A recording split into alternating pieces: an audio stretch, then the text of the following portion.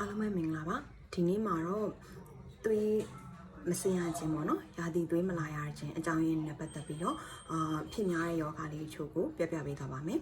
သွေးမစင်ရတဲ့အကြောင်းရင်းမှာအဓိကအဖြစ်တော့2မျိုးပေါ့နော်ခွဲလို့ရပါတယ် primary amenorrhea နဲ့ secondary amenorrhea လို့ခေါ်ရပါတော့ primary amenorrhea ကအရွယ်ရောက်တဲ့အချိန်73နှစ်ပေါ့နော်အဲ့ဒီပတ်ခါထဲမှာရာသီသွေးလာရမယ်အစားရာသီသွေးလုံးဝမလာတာမျိုးပေါ့နော်မလာတာကတော့ဖြစ်နိုင်တဲ့အကြောင်းရင်းကတော့လုံးဝမျိုးမကြွေတာမျိုးလည်းဖြစ်နိုင်တယ်ဒါမှမဟုတ်လို့ရှိရင်မျိုးသမီးဒီပေါ့နော်လမ်းချောင်းပေါ့နော်ဝေးလမ်းချောင်းထဲမှာပြဿနာတစ်ခုခုနဲ့ဖြစ်နေတာမျိုးပေါ့နော်ပိတ်နေတာမျိုးပေါ့နော်အဲ့လိုအကြောင်းရင်းမျိုးတွေဖြစ်နိုင်ပါတယ် secondary amenorrhea လို့ခေါ်တဲ့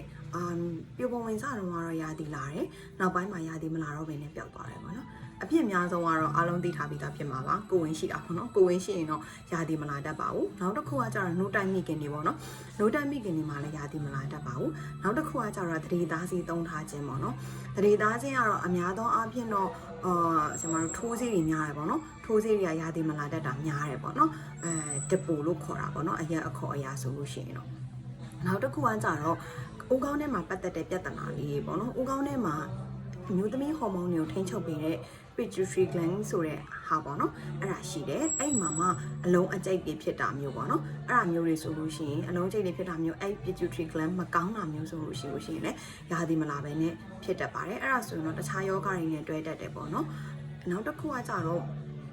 အဲ့ဒီဟာတော့ကောင်းပါတယ်ပေါ့နော်ကောင်းပြီးတော့ဘယ်နေရာမှာပြဿနာဖြစ်တာလဲဆိုလို့ရှိရင်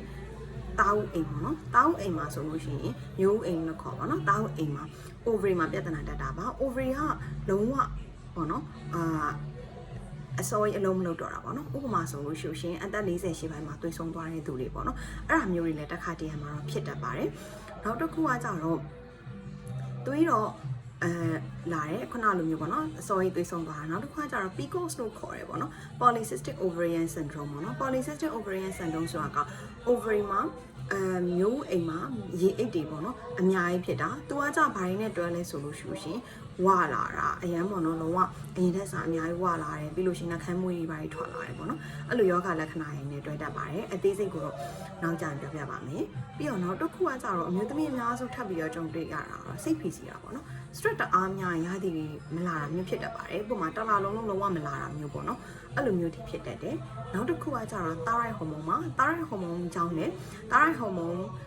မညီမျှလို့ရှိရင်လည်းရာသီမလာတာမျိုးတွေပေါ့နော်ကလေးမရတာအထီအောင်မှာဖြစ်နိုင်ပါတယ် thyroid hormone မညီမျှလို့ရှိရင်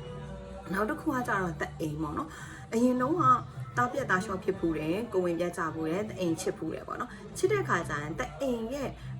ကလေးတွေ့ရမယ်အလွန်အားလုံးပေါ့နော်လုံးဝပါသွားတာမျိုးပေါ့နော်Asherman syndrome လို့ခေါ်တယ်အဲ့ဒါမျိုးဆိုလို့ရှိရင်နောက်ပိုင်းရာသီမလာဘူးပေါ့နော်ကလေးမရတာမျိုးတွေဖြစ်တတ်ပါတယ်